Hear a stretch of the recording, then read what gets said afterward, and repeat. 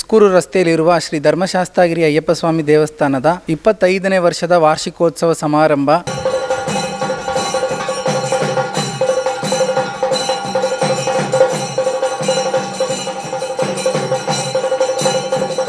ഏറെ സഹായകമാണ് അത് വർദ്ധിക്കുന്നതിന് എന്നുള്ളത് ഈ അവസരത്തിൽ ഓർമ്മിക്കുകയാണ്.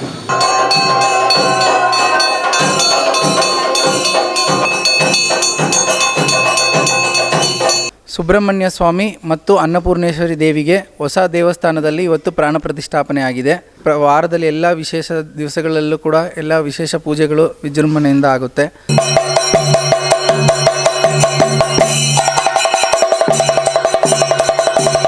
ದಕ್ಷಿಣ ಭಾರತದ ಅತ್ಯಂತ ಪವಿತ್ರ ಸ್ಥಳ ಮತ್ತು ಶ್ರದ್ಧಾ ಕೇಂದ್ರ ಕೋಟ್ಯಾಂತರ ಸಂಖ್ಯೆಯಲ್ಲಿ ಪ್ರತಿ ವರ್ಷವೂ ಕೂಡ ತನ್ನತ್ತ ಕರೆಸಿಕೊಳ್ಳುವಂತಹ ದೈವವೇ ಕೇರಳದ ಶಬರಿಮಲೆ ಸ್ವಾಮಿ ಅಯ್ಯಪ್ಪನ ದೇವಾಲಯ.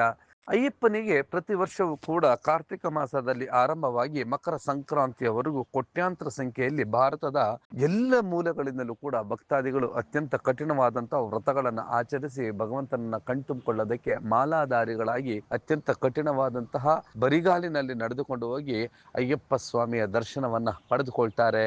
ಅಂತೆಯೇ ಆನೇಕಲ್ ತಾಲೂಕಿನ ಶಬರಿಮಲೆ ಅಂತ ಖ್ಯಾತಿ ಗಳಿಸಿರುವಂತದ್ದು ಉಸ್ಕೂರಿಗೆ ಸಮೀಪವಿರುವಂತಹ ಶ್ರೀ ಧರ್ಮ ಶಾಸ್ತಾಗಿರಿ ಅಯ್ಯಪ್ಪ ಸ್ವಾಮಿಯ ದೇಗುಲ. ಕಳೆದ 25 ವರ್ಷಗಳಿಂದಲೂ ಕೂಡ ಈ ಒಂದು ಭಾಗದಲ್ಲಿ ಅಯ್ಯಪ್ಪ ಸ್ವಾಮಿಯ ದೇಗುಲದಲ್ಲಿ ವಿಶೇಷವಾದಂತಹ ಪ್ರತಿನಿತ್ಯವೂ ಕೂಡ ಪೂಜೆಗಳು, ಹಾಗೆಯೇ ಕಾರ್ತಿಕ ಮಾಸದಿಂದ ಹಾಗೂ ಸಂಕ್ರಾಂತಿಯವರೆಗೂ ಪ್ರತಿನಿತ್ಯವೂ ಕೂಡ ಅನ್ನದಾಸೋಹದಂತಹ ಕಾರ್ಯಕ್ರಮಗಳು ಕೂಡ ನಡೆಯುತ್ತದೆ. ಈ ಒಂದು ಧರ್ಮ ಶಾಸ್ತಾಗಿರಿ ಅಯ್ಯಪ್ಪ ಸ್ವಾಮಿಯ ದೇಗುಲದಲ್ಲಿ ಶ್ರೀ ಸತ್ಯಾನಂದ ಫೌಂಡೇಶನ್ ನ ವತಿಯಿಂದ ಶಾಂತಾನಂದ ಮಹರ್ಷಿಗಳ ನೇತೃತ್ವದಲ್ಲಿ ಈ ಒಂದು ಕಾರ್ಯಕ್ರಮಗಳು ಪ್ರತಿನಿತ್ಯವೂ ಕೂಡ ನಡೆಯುತ್ತದೆ. ಅಂತೆಯೇ ಇದೀಗ 25ನೇ ವರ್ಷದ ವಾರ್ಷಿಕೋತ್ಸವ ಮತ್ತು ನೂತನವಾಗಿ ಅನ್ನಪೂರ್ಣೇಶ್ವರಿ ದೇವಿ ಮಂದಿರ ಮತ್ತು ಶ್ರೀ ಸುಬ್ರಹ್ಮಣ್ಯ ಸ್ವಾಮಿಯ ನೂತನವಾದಂತಹ ಪ್ರತಿಮೆಗಳನ್ನ ಪ್ರಾಣ ಪ್ರತಿಷ್ಠಾಪನಾ ಮಹೋತ್ಸವ 5 ದಿನಗಳ ಕಾಲ ವಿಧಿವಿಧಾನಗಳೊಂದಿಗೆ ಆಯೋಜನೆಗೊಂಡಿತ್ತು. ಎಲ್ಲ ಕಡೆಯಿಂದಲೂ ಕೂಡ ಭಕ್ತಾದಿಗಳ ಸಾಗರವೇ ಹರಿದು ಬಂದಿತ್ತು. ನೂತನವಾಗಿ ಕಳಶ ಪ್ರತಿಷ್ಠಾಪನೆ, ಹಾಗೆಯೇ ಅನ್ನಪೂರ್ಣೇಶ್ವರಿ ದೇವಿಯ ಶಿಲಾ ಪ್ರತಿಷ್ಠಾಪನೆ ಮತ್ತು ಸುಬ್ರಹ್ಮಣ್ಯ ಸ್ವಾಮಿಯ ಏಕಶಿಲಾ ಪ್ರತಿಷ್ಠಾಪನೆಯು ಕೂಡ ಆಯೋಜನೆಗೊಂಡಿತ್ತು. ಕಾರ್ಯಕ್ರಮವು ಅದ್ದೂರಿಯಾಗಿ ನಡೆದಿತ್ತು. ಕೇರಳದಿಂದಲೂ ಕೂಡ ಸ್ವಾಮೀಜಿಗಳು ಮತ್ತು ವಿವಿಧ ಭಾಗಗಳಿಂದ ಅಪಾರ ಸಂಖ್ಯೆಯಲ್ಲಿನ ಭಕ್ತಾದಿಗಳು ಆಗಮಿಸಿದ್ದರು. ಈ ಒಂದು ಕಾರ್ಯಕ್ರಮದ ಆ ಎಲ್ಲ ದೃಶ್ಯಗಳನ್ನ ನೋಡಿ ಬರೋಣ ಬನ್ನಿ.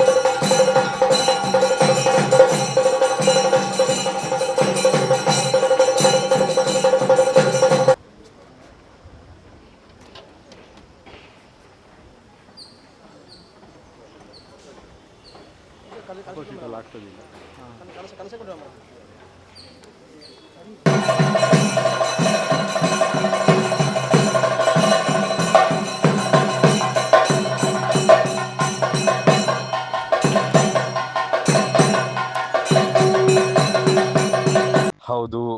ಆನೇಕಲ್ ತಾಲೂಕಿನ ಶಬರಿಮಲೆ ಅಂತಲೇ ಖ್ಯಾತಿ ಗಳಿಸಿರುವಂಥದ್ದು ಉಸ್ಕೂರಿಗೆ ಸಮೀಪವಿರುವಂಥ ಶ್ರೀ ಧರ್ಮ ಶಾಸ್ತಾಗಿರಿ ಅಯ್ಯಪ್ಪ ಸ್ವಾಮಿಯ ದೇಗುಲ. ಈ ದೇಗುಲದಲ್ಲಿ ವಿಶೇಷವಾದಂಥ ಪೂಜೆಗಳು ನಿತ್ಯವೂ ಕೂಡ ನಡೆಯುತ್ತದೆ. ಕೇರಳದ ಸಂಪ್ರದಾಯದಲ್ಲಿ ಆ ಒಂದು ಶೈಲಿಯಲ್ಲಿ ಇಲ್ಲಿ ಪೂಜೆಗಳು ನಡೆಯುತ್ತದೆ. ಅಂತೆಯೇ ಈಗ ನೂತನವಾದಂತಹ ಶ್ರೀ ಅನ್ನಪೂರ್ಣೇಶ್ವರಿ ದೇವಿ ಮತ್ತು ಶ್ರೀ ಸುಬ್ರಹ್ಮಣ್ಯ ಸ್ವಾಮಿಯ ನೂತನವಾದಂತಹ ಮೂರ್ತಿಗಳ ಪ್ರತಿಷ್ಠಾಪನೆ ಮತ್ತು 25ನೇ ವಾರ್ಷಿಕೋತ್ಸವ ಕಾರ್ಯಕ್ರಮದ ಇನ್ನಷ್ಟು ದೃಶ್ಯಗಳನ್ನು ನೋಡೋಣ ಬನ್ನಿ. എല്ലാം അനുഗ്രഹം ഉണ്ടാകട്ടെ എന്ന് പ്രാർത്ഥിക്കുന്നു. പ്രത്യേകം നന്ദി പറയേണ്ടത്, നമസ്കാരപൂർവ്വം നന്ദി പറയേണ്ടത് ക്ഷണം സ്വീകരിച്ച് ഇവിടെ എത്തിച്ചേർന്നിട്ടുള്ള സന്യാസികന്മാർക്കാണ്. ഇങ്ങനെയുള്ള ചടങ്ങുകളിൽ അത്തരം മഹാത്മാക്കളുടെ സാന്നിധ്യം ദേവന്റെ ചൈതന്യത്തിന്, വിഗ്രഹത്തിന്റെ ചൈതന്യത്തിന്, ക്ഷേത്ര ചൈതന്യത്തിന് ഏറെ സഹായകമാണ്, അത് വർദ്ധിക്കുന്നതിന് എന്നുള്ളതും ഈ അവസരത്തിൽ ഓർമ്മിക്കുകയാണ്. എങ്ങനെയാണ് ആചാര്യന്മാരുടെ സാന്നിധ്യം കൊണ്ട് ക്ഷേത്രങ്ങൾ കൂടുതൽ ശുദ്ധവും അതുപോലെ തന്നെ ചൈതന്യവത്തുമാകുന്നത് എന്നുള്ളത് നമുക്ക് അനുഭവത്തിൽ അറിയാവുന്ന കാര്യമാണ്. 41 ദിവസം മുടങ്ങാതെ അന്നദാനം ആയിരങ്ങൾക്ക് നൽകിക്കൊണ്ടുവരുന്ന ഒരു പാരമ്പര്യം ഇതിനകത്തുണ്ട്. കഴിഞ്ഞ വർഷം മുതൽ അത് 60 ദിവസമോ ഇല്ലായ്മയോ അല്ല എന്നുള്ളത് നമുക്കൊക്കെ അറിയാവുന്ന കാര്യമാണ്. അപ്പോൾ എന്തായാലും അന്നപൂർണേശ്വരിയുടെ അനുഗ്രഹം കൊണ്ട്, കാരണം അമ്മ പടിഞ്ഞാറോട്ട് തിരിഞ്ഞിരുന്ന കൂടുതൽ ശക്തിയാണ്, ഇങ്ങനെയുള്ള പല അഭിപ്രായം വന്നപ്പോഴും എനിക്കതിനോടെന്തോ യോജിക്കുന്നു. അപ്പോൾ ധാരാളം ആളുകൾ ഇങ്ങനെ വന്ന് നിരന്തരം ചെയ്തിട്ടുണ്ട്. അപ്പോൾ അവരെയൊക്കെ നമ്മൾ ഓർമ്മിക്കേണ്ട ആവശ്യമുണ്ട്. അവർക്കൊക്കെ നമ്മൾ നന്ദി കടം.